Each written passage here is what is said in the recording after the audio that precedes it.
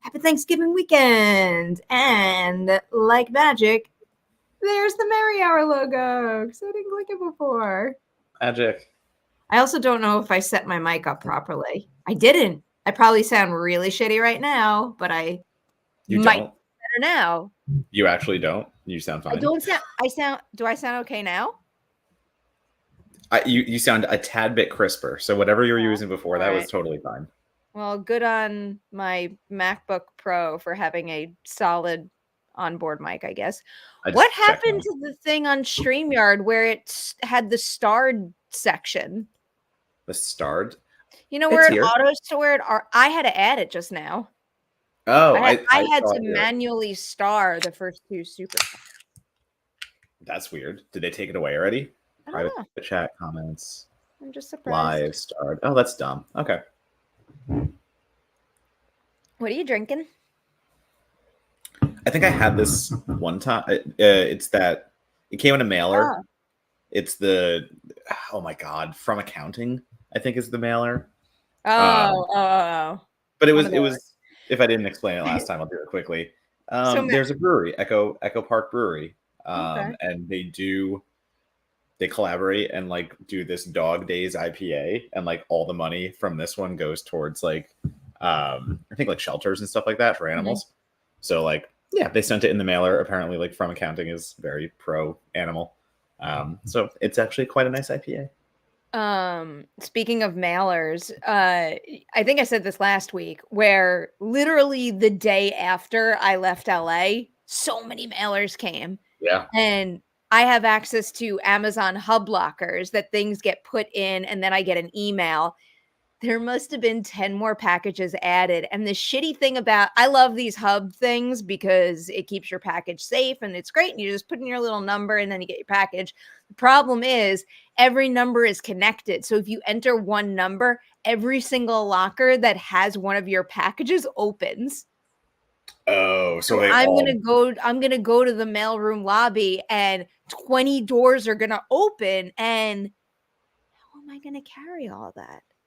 Yeah, like legitimately, we've gotten since the last time we've talked, when you told me how many boxes you had, I can tell you that we've gotten fucking like another mountain. Like one day, like literally, I just opened it and there was just a stack in front of our door, and I had to like just move everything. Like there was like it was like we were snowed in. Like I opened the door and we were snowed in.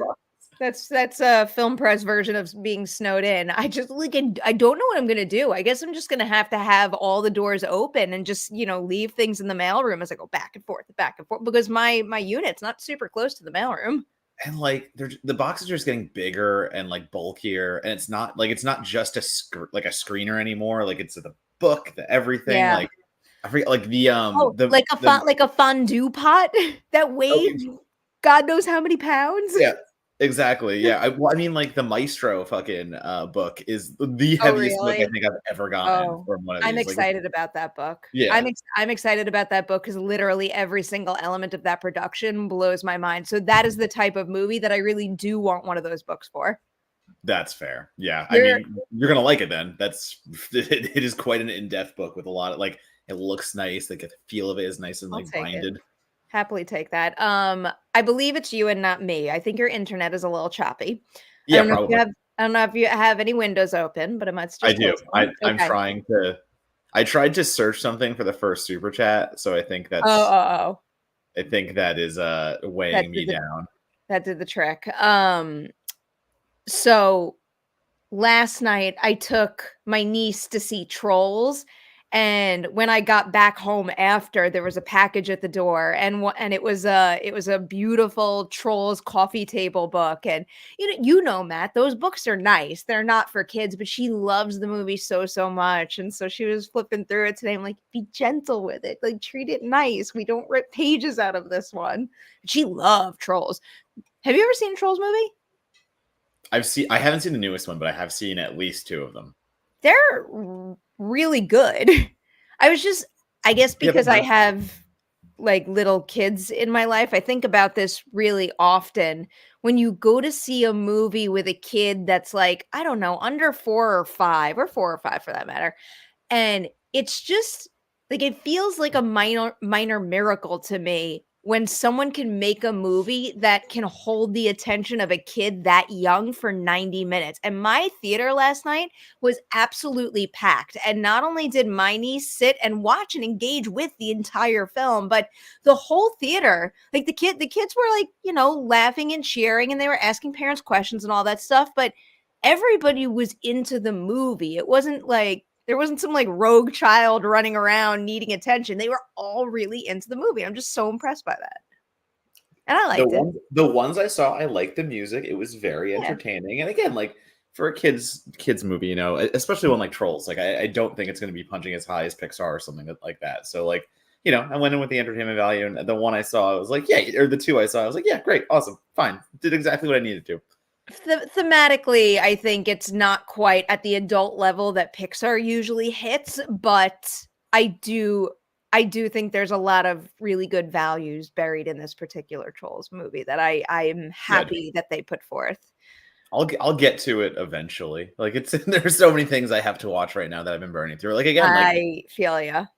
Like I told you, I saw Teenage Mutant Ninja Turtles: Mutant Mayhem. That was one of the first ones I saw, and I'm very happy I saw it. It is delightful, and like it's not, again, like it's telling a story that is not exactly on the level of Pixar or something of that nature. Like, you know, I think it's trying to do it's trying to be its own Into the Spider-Verse in a way. Like it's trying to match that level of animation, match that level of like intrigue. I don't think it ever gets there, but in the same time, it's just a really I like the reboot. I like the reboot of them being younger teens, actually like going to the teenage years and stuff like that, and really playing up the immaturity at the beginning and the mutant aspect of bringing back all these like ridiculous mutants and putting them into this little outcast group.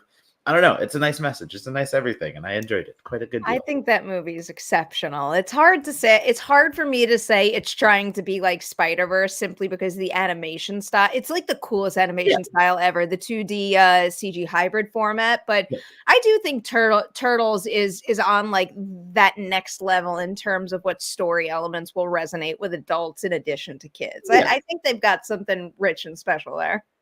Yeah, I am very excited to see what happens next. Yeah, I mean, the post credit scene just had like you know, it's keying up things that as a Ninja Turtles fan, like you're waiting to see, and I'm just like, oh yeah, more. I've got high hopes. I've got very high hopes. All right, you want to hit our first super chat? Yeah, that's fine. Use super choppy. I mean, I'll have to solve that next time. I get it. Wiley wants to know, hey guys, I've been watching a ton of early 2000 rom-coms like Chasing Liberty, Stick It, What a Girl Wants. I've seen a ton, but these were first time watches. What are some of your favorites during this time? I mean, Love Actually is always going to be there. That's an obvious one for me. I think that's 2000s, right? Cliche. I mean, yeah, it's cliche. Anything I say to answer this question is probably going to be late 90s, early 2000s. So I don't know. I don't know the dates. I mean, I do know the dates on some of these, but some of my answers have to be 90s movies. That's fair. Any others? Oh, I mean, again, like 500 Days of Summer, cliche, whatever you want to say, that's still there. Like, does Knocked Up count? Like, it's a romantic comedy.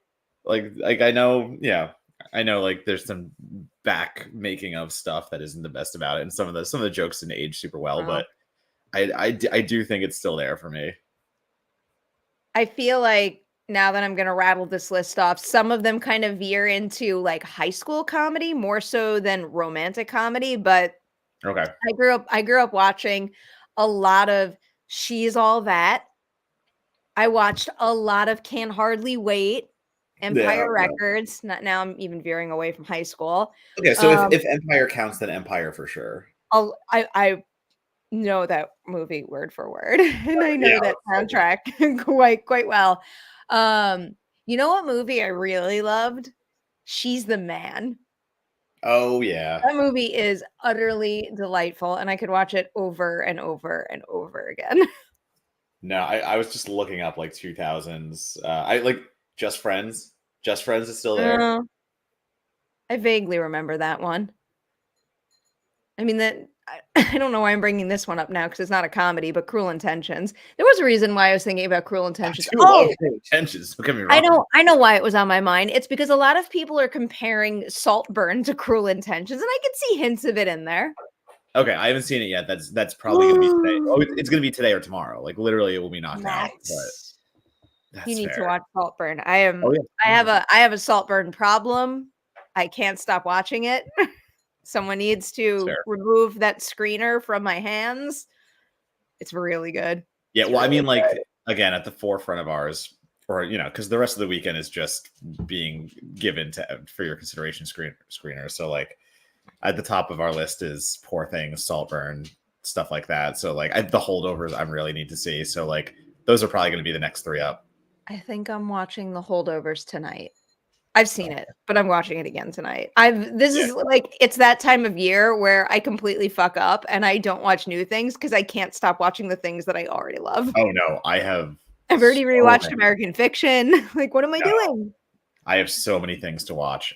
There's no rewatching happening right now. It is just new. Yeah, I get it. You're playing it smart. I'm not. Mike, what's up? It was good chatting with you today. Happy post-Thanksgiving weekend, everyone. I am thankful for everything that 2023 had to offer in the wonderful world of animation, specifically movies like Across the Spider-Verse, Nimona, Mutant Mayhem, and shows like Blue Eye Samurai. I can always turn to Mike for good animation recommendations. And Mike, I know you care about this, so keeping my fingers crossed that some animated movie makes it into the Best Picture race. Admittedly, I don't know how likely that is going to be this year, but I want it to happen just so you could see it happen. I don't see it. I do want to watch Blue Eye Samurai. That's again one of the many things on my list that like that'll probably be a lunchtime or like something when I have free time to watch. Like for your consideration is like work watching now. It's like I have to do it. So I'm going to need something to be like, I don't know, like that little palate cleanser. I've got to watch a lot more Oscar season stuffs.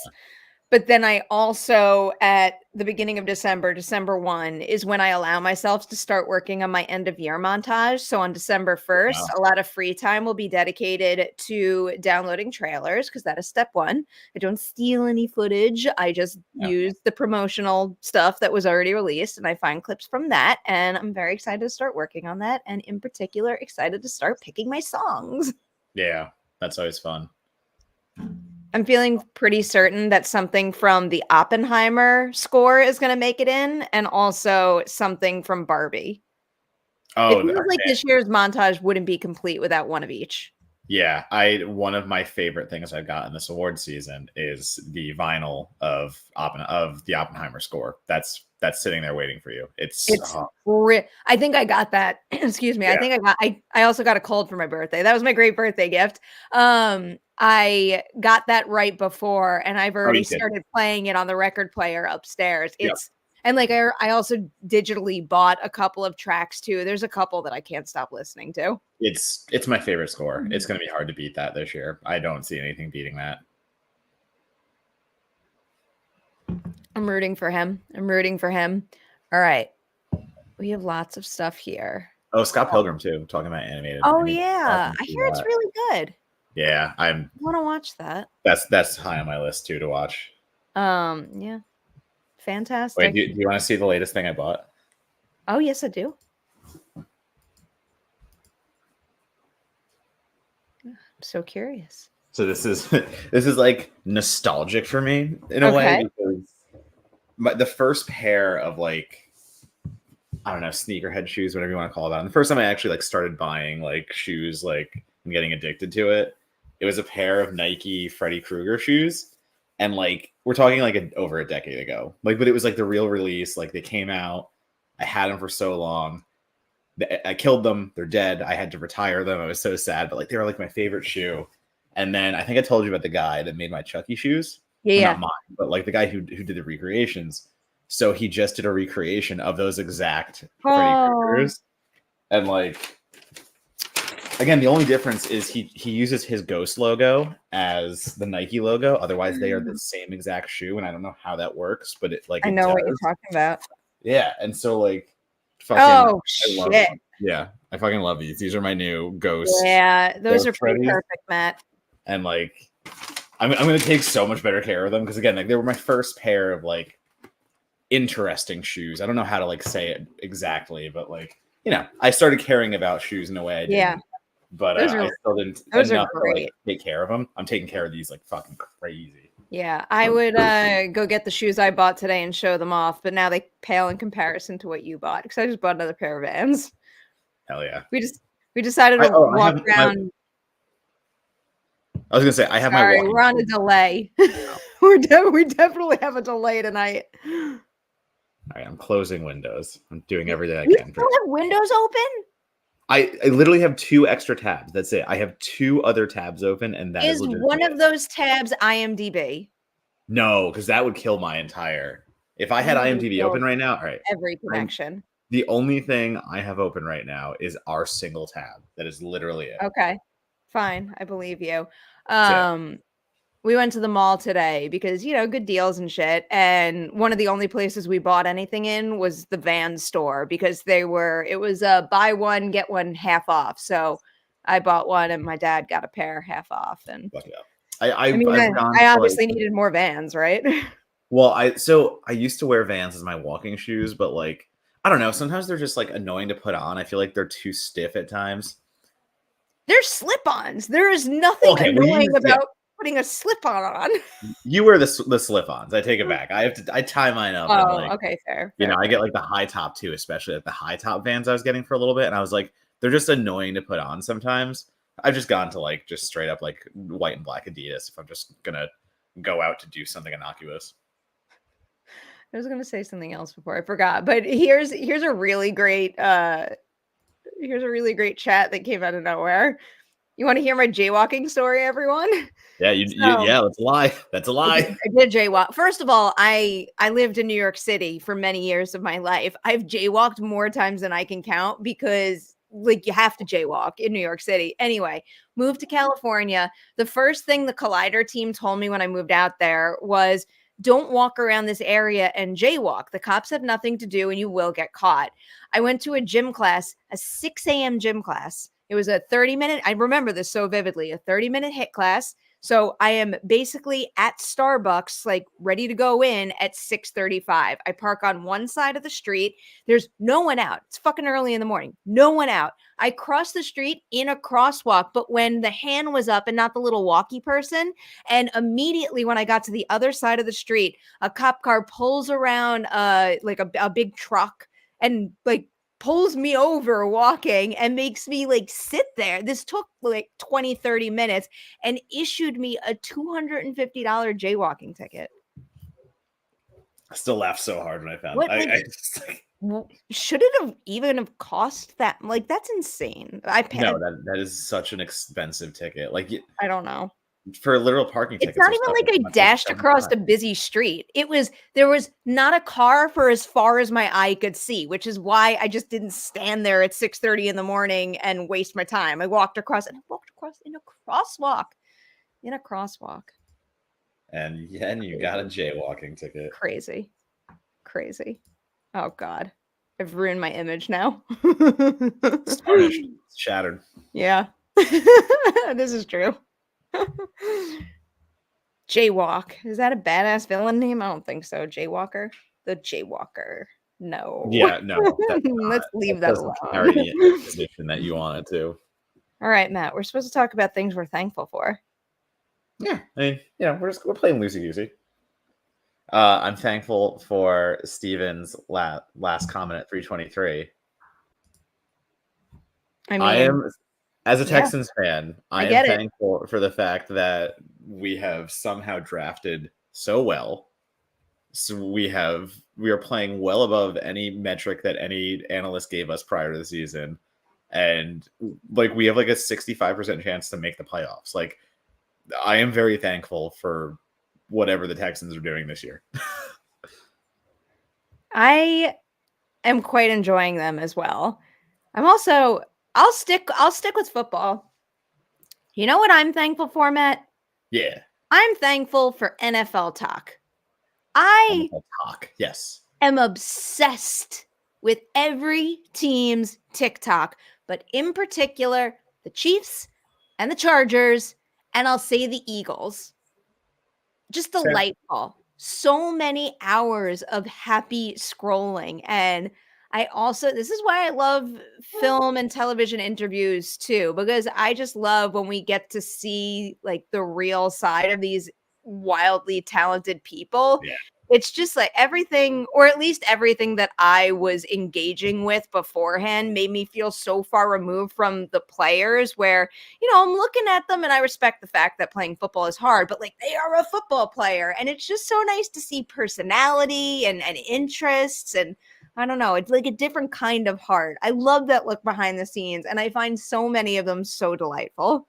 Yeah, because they're breaking the barrier of kind of like, again, what you think of a football player, what you think of that kind of stuff. Like it was just the last one the Chargers did was kind of like, whose dish are you not eating at the potluck? And it's all of them talking about like I ain't eating like Herbert's. Like no, I ain't eating Herbert's food. He can't cook. Like I forgot now. I wish I could remember who this is because I shouldn't call a player out without knowing for sure. But I was just watching one where the question was, which player would you not want your sister to date? Yeah, it was Stefan Diggs. It was fucking Diggs. It was. Everyone on the team was like, nah, not Diggs. Nah, Like it was unanimous. And then it gets to Diggs and he's like, what? And it just doesn't. He's like, what?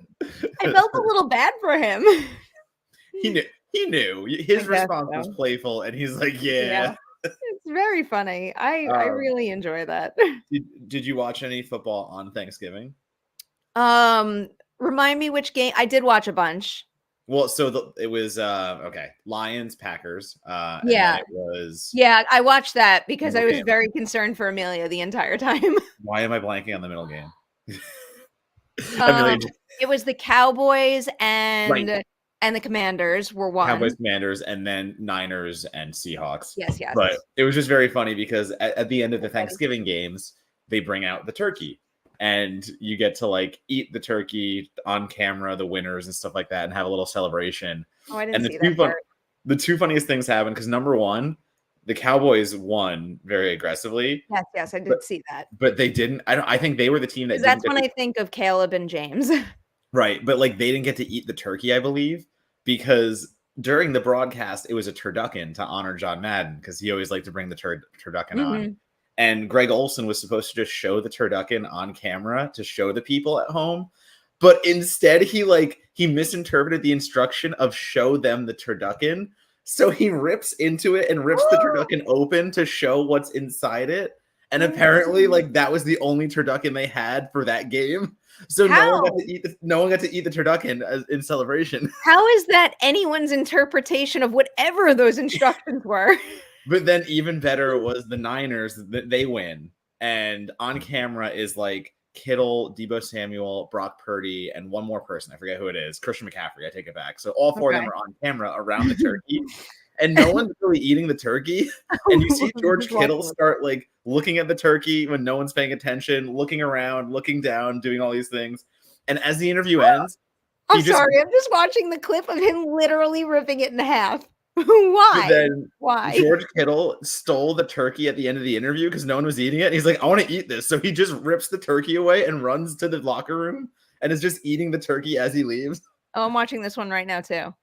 Kittle after the ad plays. It's at the end? Probably. It's just very funny because you can see in his mind he's plotting how to steal the turkey that no one's eating, and then it gets there, he steals the turkey. It's a very fun thing to watch happen. I quite enjoy this stuff. What was the best thing you ate on Thanksgiving? Oh, that's hard. We hosted like I'm running away with it now. We hosted like 9 people, I think was the total.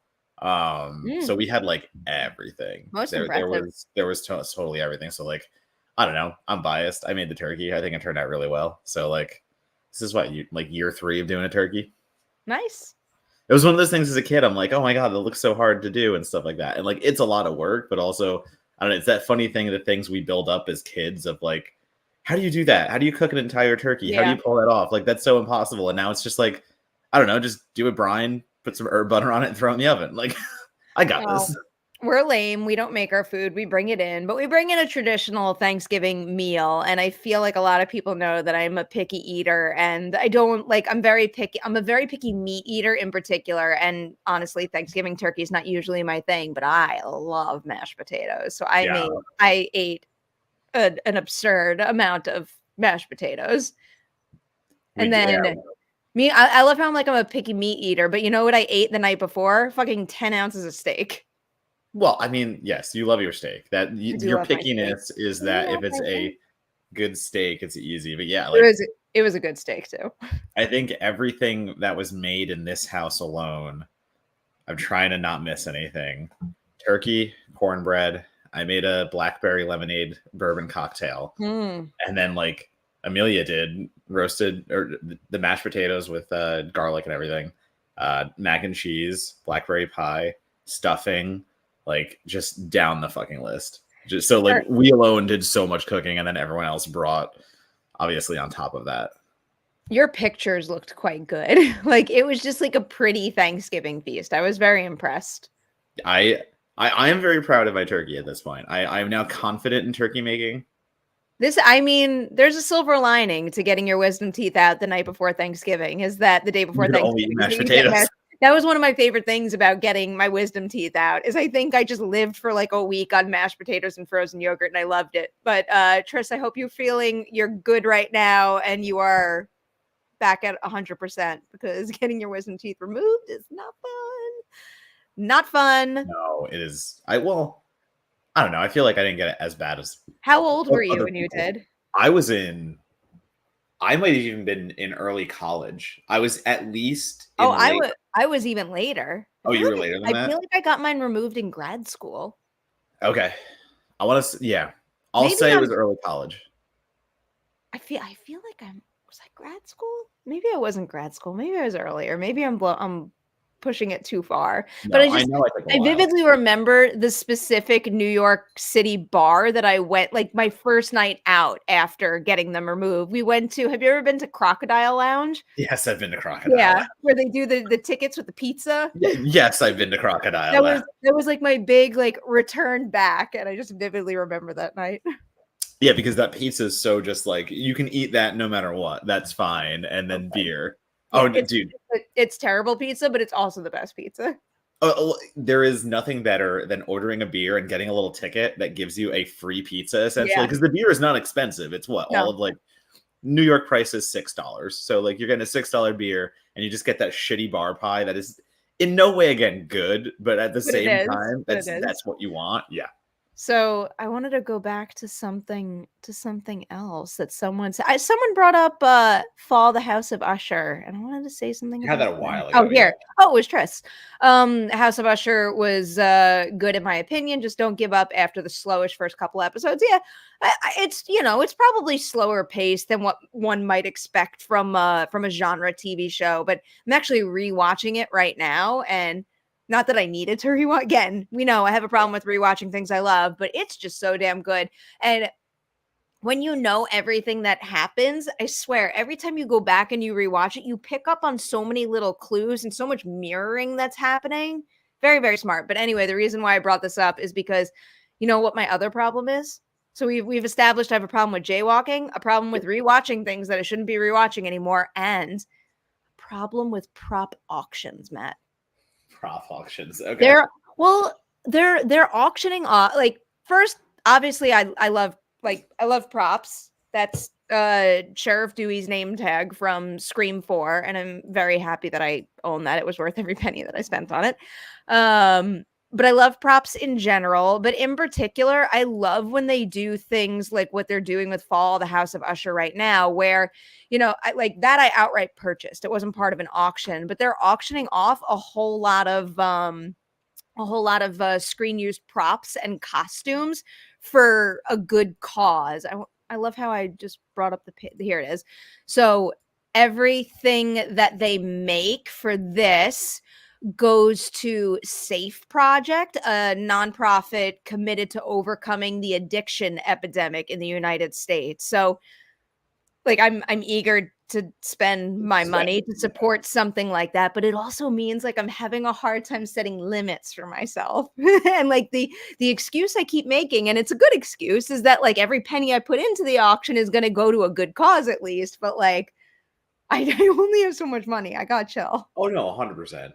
Do you wanna see my newest autograph that I Yes, added I to the do. collection? Very much, very much.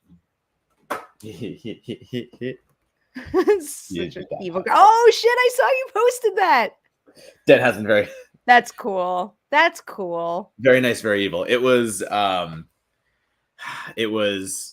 I was just doing an order for pro wrestling tees, and there was like 2 left. Like literally, it was like limited stock, almost out of stock, and it was the autograph. I'm like, I don't need a Danhausen autograph, and then it was like 2 left. I'm like, no, I must be one of the last 2. I don't know, like one of those dumb things where it's like, I didn't need it, I didn't have to have it, but like I wanted to be one of the last 2, so I was like, no, I have to now. No, I mean, it's not like I get why you say it's dumb. Like, you know, we should spend responsibly in some respects, but like, I don't know. No. Joy spending is important. I wouldn't have done it if I couldn't have done it. Like that is, it's not that thing. It's like a, you know. Making sure everyone's got a good Malcolm view now that he's here. Hey, buddy, why are you eating your feet? That's what Malcolm does. Really is. Eating feet. Dude's living the life. I want that brick so badly, and that brick shot up. I'm not going to explain what the brick is because I'm not going to ruin anything for anyone, but obviously I wanted the damn brick, and it is the most, I don't know if it's the most expensive, but it was one of the things that like ticked up the fastest. Like, because people are actually bidding on it. It's like actually going up because of that. I am not happy about that right now.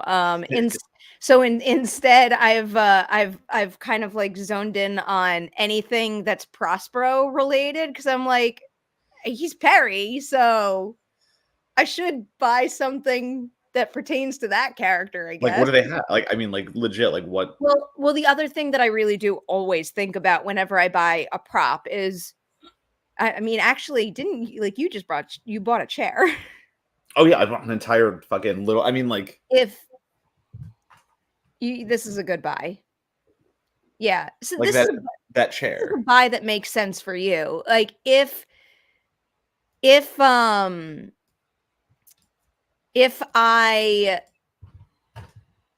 had more space, if I had a bigger house or something, I might buy the chairs that the you know, the like almost like wraparound conversation takes place in, the big sofa seats. They literally have those?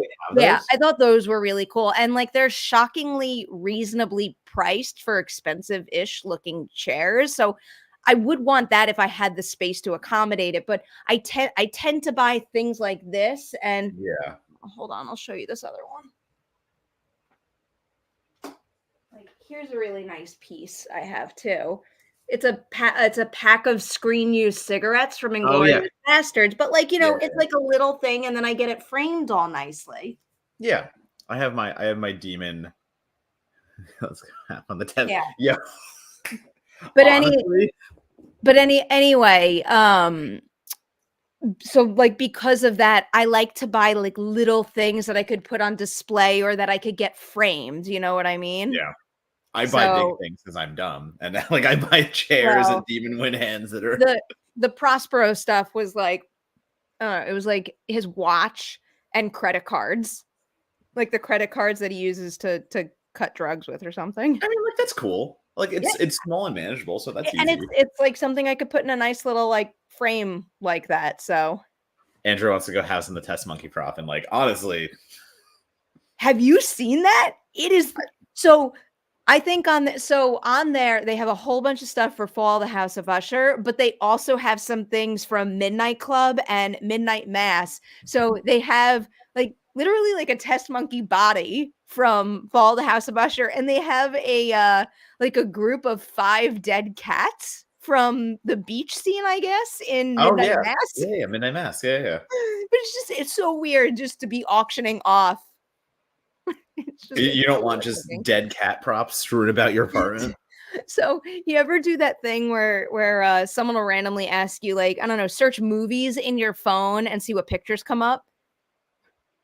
Have you ever done that? Yes, I know what you're talking about. I know what you're talking about. So Yeah, one time I did that, and one of the pictures that came up, and I know why I have this picture on my phone. One of the pictures fucking that came up was a picture of a fake baby from the Giver movie, because it was on Prop Store. They were auctioning it off, and I think I probably screenshot it and then sent it to someone like, "Why the fuck would anyone want this baby?"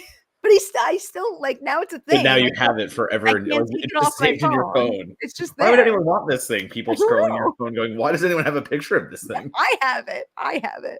Fucking And I will weirdo. always have it. We have many, many super chats to get to. Let us see what's next. Oh, Carla's rave costume. Wait, what? Andrew just said Carla's rave Oh, costume. Hell yeah. there's a lot of really good costumes on there. I wish I had a good way to, like, it's another thing like Yeah. furniture. Like, what am I gonna do with a costume? Fold it up and put it in a drawer? I'm not gonna get a No, I think mannequin and display it. a costume you can display way easier than furniture or something. Because a costume you can get one of those cases for and just kind of like display it like that. Am I I mean, it's big, but Where like is that gonna go in my apartment? And then hanging on the also, wall. it's like on top of spending, let's say, like 500 to $1,000 on a Yeah. costume, then you have to buy like a huge display how much does And that cost? probably I like don't know. airproof like the sealed case so that nothing can I get don't in and know. like destroy But it. Yeah. it's tempting. It's tempting. Uh, just to answer, not Rick's. I'm coming Yes, no to new Flanagan not show on Rick's. What Netflix. time was not Just Rick? at Oh, I 3:40. see. Yeah. So literally, like, no, Amazon Prime. He got Oh, Amazon Primed. what a loss for Netflix. It makes me I mad. Yeah, but I have to, again, I have to assume in that scenario that was more of a Netflix's loss because they literally lost him. It wasn't like I don't know. The way that all went down, it kind of makes it sound like he was like, "Yeah, no, I'm leaving, bye," and Amazon was like, "Yes, please." Ay vey. Well, as long as he is wherever he wants to be and he's making things that he wants to make, I am not gonna Yeah. complain. All right. Yeah, I knew this Do was you gonna want me to happen. read this? Do you want me Perri, to do it? as a fellow Scream fan, I am grieving, but I'm thankful. I'm thankful for your Scream franchise love. Any thoughts about the future of the franchise? Love you. Yeah, I'm gonna just avoid talking about this directly right now. The whole thing makes me sad for a multitude of reasons, and all I can hope for is that people ultimately make decisions that reopen the door to a bright future for the franchise. And also, beyond just my love of a horror franchise, there's just things going on in the world that really, like, turns my heart like to mush, turns it cold, makes me sick to my stomach and incredibly sad. And I just want the fucking world to be a better place, man. I Yeah. really, like, I can't even talk about all this stuff because it makes me very sad. Yeah. Spyglass fucked up. I mean, I'll say that myself. You don't have to be on record for that, but Spyglass fucked up. This is a very bad situation, and yes. Bottoms. Watch Bottoms this week. Loved it. The cast is fantastic. And Marshawn Lynch, he's good. He's a Really comedian. good. He's a And comedian. so this is another TikTok thing. Because of like me becoming obsessed with Bottoms and watching everything through related to Bottoms, a lot of his football stuff has been coming up in my feed. And Yeah. I'm like, you know what? I'm here for all of it. But No. it was something else. And having done a bunch of interviews for the movie, all I kept hearing everybody say was just how much he impressed them in terms of, yes, his acting ability and also his improv skills. So more of him on screen. Did you watch that number one? My God, I'm blanking on the show, but it's Will Arnett's like improv murder mystery show. And every episode, like he's the detective, and then he brings a guest in, and they're his like trainee for the day. Oh, I The can't believe I Marshawn don't Lynch know what it's episode. called. I know I'm being very bad and blanking on the name of the show, but it's on Netflix. It's all there. Anyway, the Marshawn Lynch episode is like, it's not the funniest of the episodes. I think Kumail's is probably my funniest, but Marshawn is so good with his reactions, and his physical reactions to things and the faces he makes are hilarious. Like those improv moments for him, more the body humor, he is really good at that. I want to see. I mean, I should probably look that up and actually watch it because I would enjoy that. Either of you seen Dreams? Did you see Dream Scenario, Matt? Fantastic. It feels like your kind of movie. Did we talk about that? I liked it. I don't think we talked about it that much. I saw it at Fantastic Fest. I liked it. I think there's some mixed messaging in there in the way that it kind of comes across towards the end. And it's just by virtue of taking an ambitious path to trying to delve into cancel culture. And I think it says a lot of good things. I don't think it intentionally does anything wrong. I just think that the messaging it is trying to get across about cancel culture gets a little muddied towards the end. But the more you think about it and the more like you kind of let it go in the dream scenario of it all, there's still so much interesting going on. And I think there's a lot of good stuff to be taken out of Cage's performance. Cage's performance is amazing in itself. Like he is the reason this movie is so engaging. But I just wish it was a little cleaner with what I was trying to say towards the end. I think that's it. I think I'm right in line with you. And that's how I felt about the movie immediately after walking out of the TIFF screening. And then I did see it again at Fantastic Fest because I was curious how it would. I'm always curious to see how a movie will sit the second time around. But both times I had the same issue. I think the concept is genius. And I think the movie is loaded with stellar performances. But I think thematically the movie works a lot better as an examination of fame and our celebrity obsessed culture and what can happen when someone gets there 15 seconds and then those 15 seconds goes away versus the cancel culture element, which, it feels a little half baked and, not quite clear in terms of exactly what he wants to say by exploring that. Exactly. I do know, like, just in talking to people and people like Amelia got to do some interviews and stuff like that. And there's a really engaging theory about if it's all a dream in a way, like there are clues scattered throughout of like, if the entire thing is a dream or blah, blah, blah. So like, I think that makes it more engaging when you start addressing it on that kind of level where it actually is like, what if this entire thing was a dream, blah, blah, blah, blah, blah, blah, go from there. And I won't say much more for people who haven't seen the movie, blah, blah. But like, I think once you see it, start thinking about it on those terms and it becomes a much more perplexing but also very engaging idea. I don't want to spoil what this is, but I know, like I'm dancing around that. I'll leave that alone. But there's something else towards the end that I'm like, I don't know if that's quite working, but okay. We did get Cage holding the nightmare, the Freddy hand, basically. I did enjoy that. We basically got the closest we'll ever get to Nicolas Cage playing Freddy Krueger. So shit. I wish that could happen. I wish that could happen so badly. Murderville. Murderville. Okay. That is the Will Arnett show. Okay. I enjoyed pretty much every episode. Again, to varying degrees, but Murderville. I think Kumail's it's literally just Will Arnett bringing his friends onto a completely improv show. Like they're the only ones who don't know what's going on, and they just get brought into this murder mystery. And it's just them trying not to break the whole time. It's good if you like that kind of like, especially if you like watching SNL skits just for people laughing. Murderville's your kind of thing. Okay, I like that. Ken Jeong. So just so people know, like, we got a trolley troll today. And you know what's great about that is I can fix that problem literally with the click of a button. But this person is spending their entire hour signing into new accounts and typing out shit. I was gonna say, and then I could just click and make it go away. It's great. Also, it's great. I love it. That's not an insult what they're saying. I don't care. Like, I'm not, but also why would I take offense? It's such a weird thing to like still be in that kind of caveman mentality of thinking that's an insult. Cool. I don't care.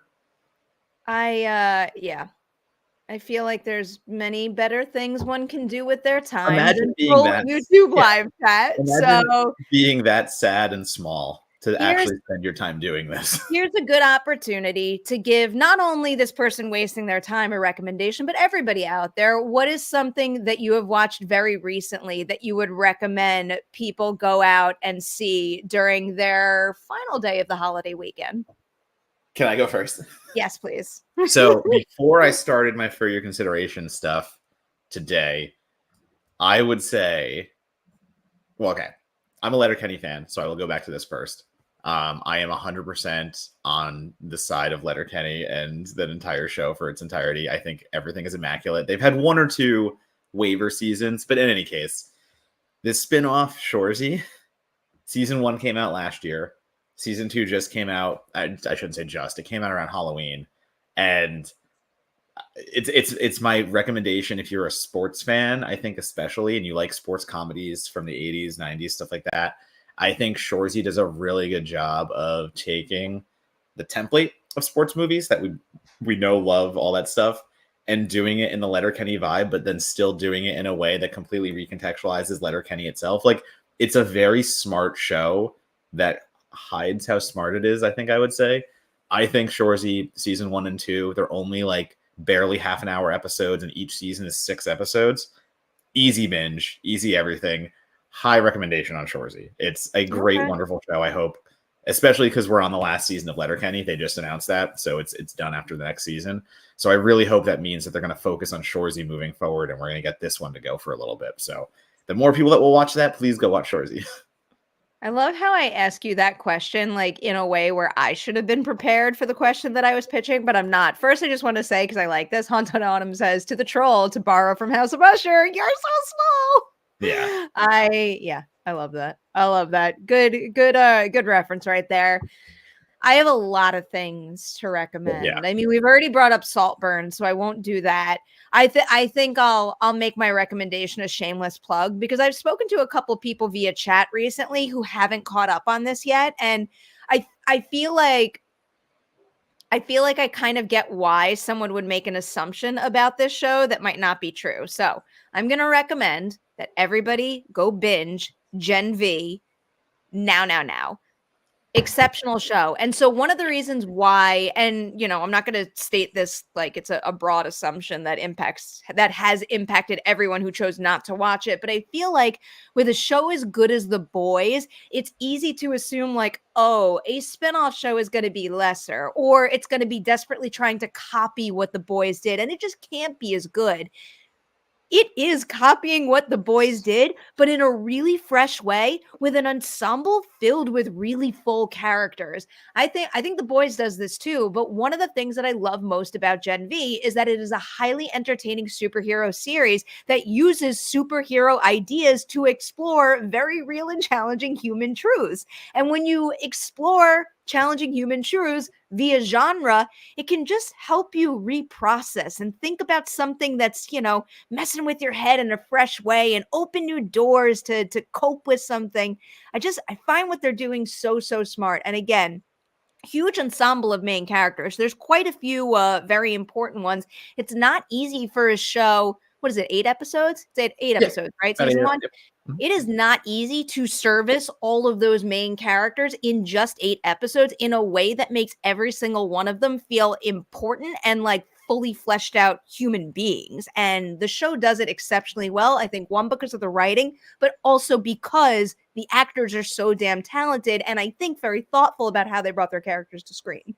Yeah, what impressed me the most about Gen V, and like I wrote about it fucking extensively on IGN because I covered it during its run. So like the thing I kept pulling back to in my reviews is The Boys has obviously its mode, its intentions, and its way.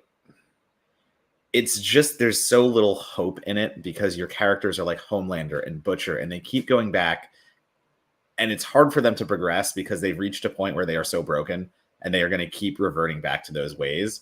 Where Gen V had the fresh approach, as you pointed out, that you can kind of, these characters haven't made their choices yet. Like these characters are all young characters trying to find themselves, come of age, deal with these problems that they have felt, because like we get glimpses of like how kind of tragic it is, the compound V of it all, that parents are basically forcing their kids to be superheroes in The Boys. But there's so much more going on. You don't really get to hone in on that. So like my favorite elements of Gen V is the fact that you get the kids. Like they're the ones, like I think like specifically a few scenes, especially the gala scene where Kate is just like, fuck your parents. Like your parents did this to you. Like, what do you mean? Like you feel that anger and frustration and rage in these kids because they are just kids at this point. You're not seeing them as the Homelanders. You're not seeing them as like the 7 who have become corrupt and are just part of the system. Like it's so fucking engaging to see how they make their choices. And the fact that like, they still are at a point where they can be good or bad. And it's so much more engaging to watch them decide that versus how bad is Homelander going to be this time. And I love The Boys. Don't get me wrong. I love it. And that is why I watch The Boys. But I think I found that I love Gen V's outlook a little more because there is more hope to it. There's a little more humanity to it. And it does well. I quite like the show, and I didn't even say my shameless plug. The latest Ladies' Night is up and running, and it's with Lizzie Broadway, who plays one of my favorite characters in the show, Emma. I think she is exceptional, and I think she is also a delightful interview. It was a lot of fun to conduct that interview, so I hope it brings you as much joy to watch it as it did me to actually do it. So check that out on the Collider Extras YouTube channel. It is there, and it's fun.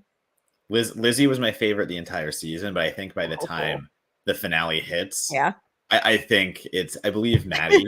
Maddie's the actress. Yeah, so Maddie. I can't believe her last name is escaping me right now. It's like Withrop or something. Something with a W, I believe. Anyways, the actress who plays Kate, I think, overtook by this much because again, I get it. Where that goes. They're also good. It's one of those shows where it's like I feel like if I throw the favorite question at anyone, it's going to be difficult to pick just one, or your answer might change throughout the season. One of those things. Mike is here to say if I don't get around to Gen V now, I will definitely make sure I'm caught up before The Boys season 4. No spoilers.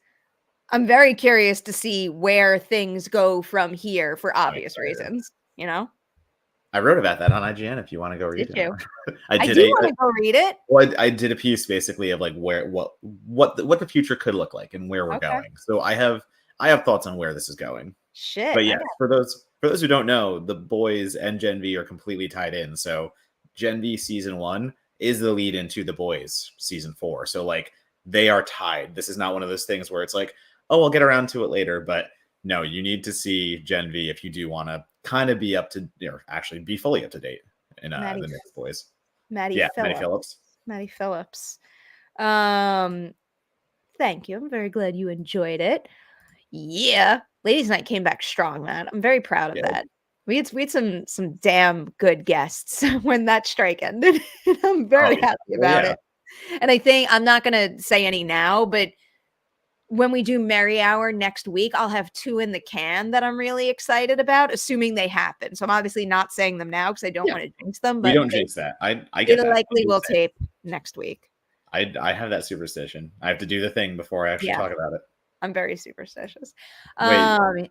Yeah, you got it. Sorry, accidentally sent 2 of my Scream inquiries twice. On a different note, my husband and I watch all your content, Perri, and we're thankful for your channel. I am thankful for you watching my content because I wouldn't get to make content if you didn't watch it. So thank you for the support and the kind words, and also for the Merri Hour super chats.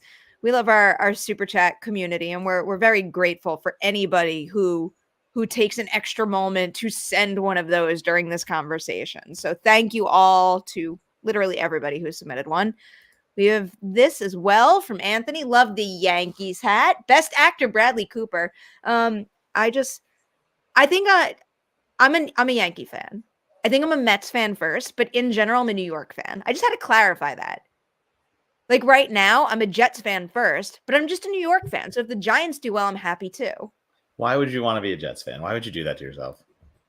Because I just went to the game and they did so good and they beat the Eagles. I mean, not to say being a Giants fan is any easier. I should take that back. Yeah. I'm trying to be being a New York football fan right now is just hard. It's hard. But at least Garrett Wilson got a touchdown. So in the fantasy realm, that was nice. Yeah, I only got Saquon on both of those. Well, as for that part of the super chat, at this point in time, I think it's between Bradley Cooper and Cillian Murphy. Okay. That's what I'm feeling right now. I want to see Coleman Domingo rise higher in the ranks and challenge them for that award, though. I think all 3 are exceptional. I'll be happy with any of them. I'll be happy if Paul Giamatti wins. I'll be happy if Jeffrey Wright wins. I literally could go down a huge list of people who it's not even just that I want to see them get nominated. I'd be very, very happy if they were the best actor winner too. There's like a wealth of really good lead performances this year. That's really cool. Yeah. I have not seen enough to say anything yet. So hopefully by next week, though, I will be caught up on most of those. I mean, obviously Killian is the one that I can comment on, and it's going to be a hard one to beat, but you know, I think we're going to tackle killers this weekend too. So to just get some more stuff out there. Yeah. Can we talk about this? Not the turf at MetLife, but just I mean, it is bad. Just MetLife is a bad stadium. Did we talk about this live, or was this a private conversation? I think we talked about this live. We talked about MetLife. Yeah. Food. It just makes me mad.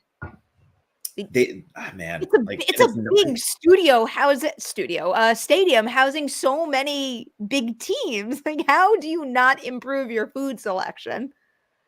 They don't care. I'm so mad about that. Take what you can get. I can't. We don't give a shit. All right, we're almost at an hour, and I feel like we've only said like one or two things we're thankful for. So, what's something else you're thankful for, Matt? Thankful for this year almost being over. God damn. It's there's so much to do. Yeah. I mean, yeah. There's been some shitty things that happened this year. I'll repeat something I said on dailies though, because shitty things can come with important silver linings that reverberate throughout the years to come. Like, it is really cool, incredible, and much appreciated that so many writers and actors were on those picket lines, and all the folks who were strike captains and part of the negotiating committees and all that, just putting in the work to make sure they got the best deal possible. Because like we've said all throughout that process, them holding their ground now and fighting for what they're worth now is only going to impact similar negotiations that undoubtedly will come up in the future. And they are setting a good precedent to tee other organizations up to get what they're worth when their time comes. So thank you to all of those people who were part of that process. Yeah. It's been a challenging year. Yeah. A lot of things to go through. I don't know. I am thankful though that this was my first year back in whatever you want to call it, festival season, the swing of things, however you define it. But like, yeah, like I did my usual circuit where I finally got to like go to my festivals. I finally did Fantasia again.